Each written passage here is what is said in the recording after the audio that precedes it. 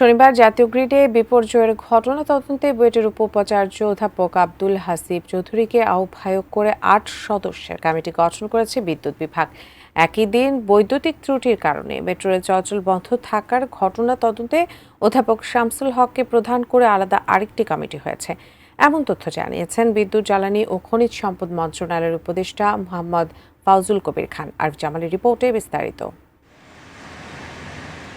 আমিনবাজার গোপালগঞ্জ সঞ্চালন লাইনে বিচ্যুতি হওয়ায় শনিবার জাতীয় গ্রিড বিপর্যয় হয়। এতে পুরো বরিশাল এবং খুলনা বিভাগের বেশিরভাগ জেলায় একসাথে বিদ্যুৎ চলে যায়। বন্ধ হয়ে যায় রামপাল ও পায়রাসহ ২,২৭৭ মেগাওয়াট উৎপাদন ক্ষমতার ৭টি বিদ্যুৎ কেন্দ্র। দুর্ভোগে পড়ে দক্ষিণাঞ্চলের ২১ জেলার বিদ্যুৎ গ্রাহকরা।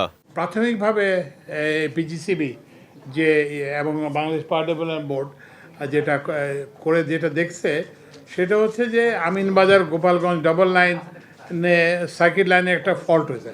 ফল্ট মানে হচ্ছে দুটো তার একত্র হয়ে যাওয়া বা কাছাকাছি হয়ে যাওয়া, এটার ফলে কিন্তু এই জিনিসটা হয়েছে। রোববার সচিবালয়ে এ নিয়ে এক ব্রিফিংয়ে বিদ্যুৎ ও জ্বালানি উপদেষ্টা জানান, শনিবার রাত ৯টার পরে ওই অঞ্চলগুলোর সব গ্রাহক বিদ্যুতের আওতায় চলে আসে। গ্রিড বিপর্যয়ের ঘটনা তদন্তে গঠিত ৮ সদস্যের কমিটি ৭ কার্যদিবসের মধ্যে ভবিষ্যতে এ ধরনের পরিস্থিতি এড়াতে সুপারিশ সহ রিপোর্ট দেবে। গ্রিড বিপর্যয় নাশকতা ছিল কিনা তাও খতিয়ে দেখা হবে। এই কমিটির যে কার্যপরিধি হবে গ্রিড বিপর্যয়ের কারণ নির্ণয়, গ্রিড বিপর্যয়ের ক্ষেত্রে ব্যক্তি বা প্রতিষ্ঠানের দায় নির্ধারণ,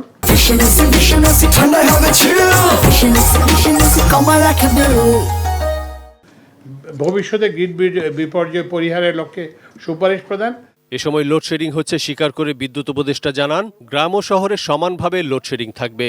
১৮,০০০ মেগাওয়াটের বেশি বিদ্যুতের চাহিদা থাকলেও বর্তমানে ১৬,৫০০ মেগাওয়াট বিদ্যুৎ উৎপাদন করা সম্ভব হচ্ছে। যখন আরও যদি ডিমান্ড বাড়ে তখন আমরা তেলভিত্তিক বিদ্যুৎ কেন্দ্র আরও চালাবো।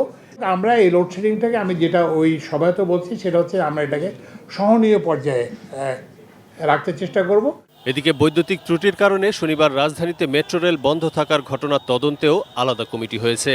এ ঘটনায় ১.৫ ঘন্টা মেট্রো রেল চলাচল বন্ধ ছিল জানিয়ে উপদেষ্টা বলেন, ভবিষ্যতে দ্রুততম সময়ে সমস্যা সমাধানের চেষ্টা করা হবে। জিনিসটা সারতে ৫ মিনিট লাগছে, কিন্তু লোক যেতে ১.৫ ঘন্টা লাগছে।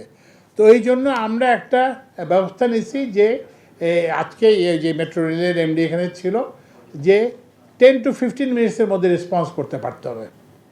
আরিফ জামাল, এটি নিউজ, ঢাকা।